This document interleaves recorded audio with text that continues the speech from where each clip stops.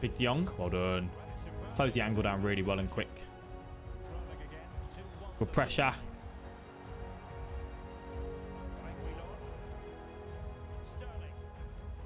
Well done, De Jong. Good tracking. Frenkie de Jong or Marcus Llorente, we're going to tell you today which one is the better card. It's good, YouTube. Hope you're all doing very well. Welcome back to another video here on our channel. Today, we are taking a look at Frenkie de Jong, the 89 rated Road to the Knockout card that did get released in the Road to the Knockout Team 2. It is an expensive card. This is one which I want to spend a lot of time on and get a lot of games in to be able to give an honest opinion on how good he is and how much we think he will be worth the coins. Let's go ahead and jump straight into it. Take a look at his card first of all. He does come with 85 pace, 72 shooting, 87 passing, 90 dribbling, 81 defending, and 81 physical. We played him in a centre defensive mid role in the 4-2-3-1, one of my favourite formations, and I believe he can work best as that box-to-box midfielder, the centre defensive mid, kind of as and where you want him to. I wouldn't have him in a more attacking role though. He does come with high attacking work rates and medium defensive, 4-star skill moves and 3-star weak foot. Now that work rates is something that's changed actually from last year. Last year we had high defensive and medium attacking. It's the other way around this year, which some people don't like as much because I think he is better kind of holding and sitting back in that role rather than wanting to go forward, kind of because of those shooting stats that he kind of does offer. So I had him on the balanced instructions in the 4-2-3-1. I didn't put him on stay back while attacking. I wanted to see how he performed on that front for us. He does come in at 690,000 on PlayStation and 647,000 on Xbox and 720,000 on PC at the time of recording this video. He does also have the potential to upgrade with the Road to the Knockout structure that we do have. We put a shadow chemistry style on him, one of my favorite chemistry styles by the looks of it recently, which does obviously increase that pace and the defensive stats. The reason for this was that I think, to me personally, although he's got those high attacking work rates, I'd probably want him to be better in the defensive side of things. I find on FIFA 22 right now, my centre defensive mids, yes, I use them on runs. Yes, I get them to go forward, but they don't really get inside the box that often for the shooting stats to really matter. And kind of getting that increase on his defending and pace is a Brucey bonus. You could, however, though, increase his pace and his shooting if you are going to find him getting inside the box a little bit more often.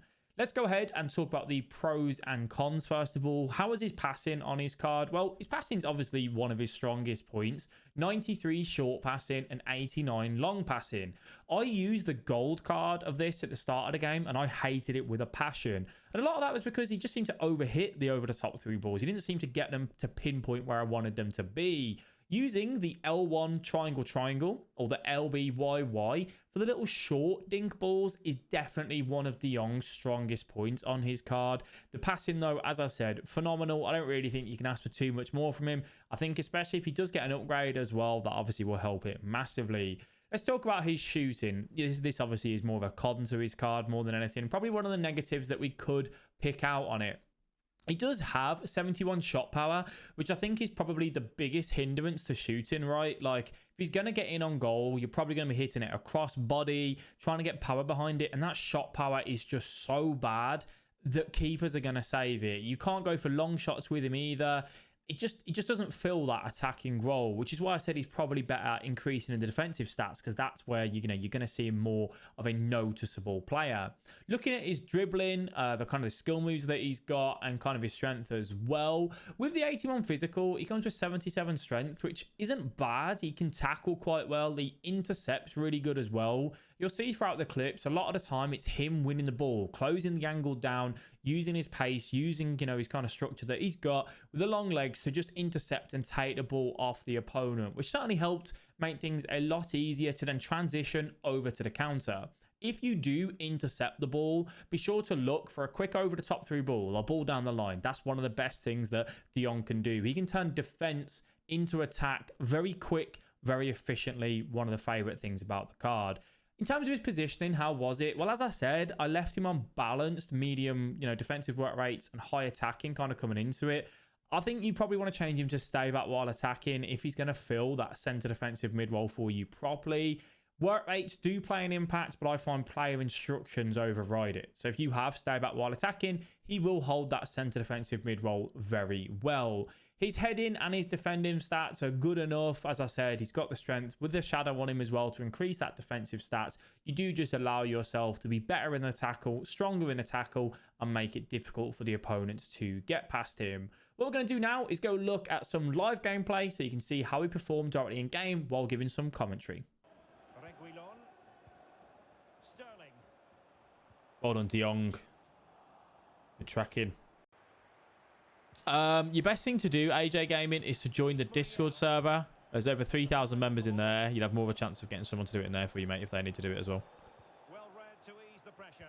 And your squad numbers? No. What a ball. Go on then. Oh. Unlucky. Big Jong. Well done. Close the angle down really well and quick. Huh? Do you have the coins to buy Royce? I do, but I won't be buying him. I don't want to review that card. Good pressure. What is the best way to get De Jong into your team? He does obviously give you some very good links. Staying in La Liga, you can link him to Marcus Llorente. And if you do partner in with Marcus Llorente, I would have Llorente as the get forward CDM, the box to box, and De Jong as the more sitting deep. He links obviously to Navas, to Dembele, and Jordi Alba as well. And I actually quite rate Jordi Alba this year. I think he's quite a good card. If you wanted to go elsewhere, you can link him to Van Dijk in the Premier League. You can also link him to Wijnaldum in League One. So he does have a few options for you to bring in a hybrid squad should you wish to. Longevity of the card. How long will this card last? It lasts absolutely ages, especially if he does get an upgrade as well. De Jong's going to be a phenomenal card.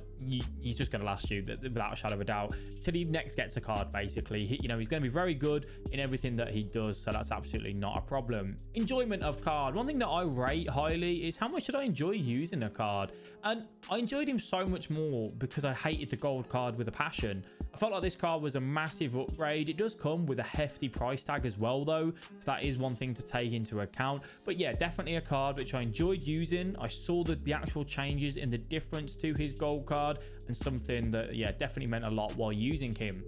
Is there a suitable level? Can he be used at all levels across FIFA? At the minute, absolutely yes. You can put him in at the highest level of FIFA or at the lowest level. You'll find that he will be suitable for all types of players. What rating overall do I give him? For me personally, I think he's one of the best centre mids in the game right now. I'd give him a 9 out of 10. Comes, as I said, with that hefty price tag. The only massive downside, in my opinion, is the work rates and the shooting. Shooting doesn't bother me too much because I use him more as a centre defensive mid, but then the work rates being medium high would be better than the high medium that he does have. So that is our roundup on the Frenkie de Jong. You guys let me know, what rating would you give him? Pop it down below in the comment section, and are you going to pick him up and put him into your team? If you did enjoy this video, please do leave a like and subscribe to the channel. Your support is greatly appreciated. Coming over to the Twitch stream where we test out all these new cards, answer your questions, help you guys get better at FIFA. And yeah, come on over to there, a link in the description for that if you're interested. Thank you all very much for watching. Catch you in the next video.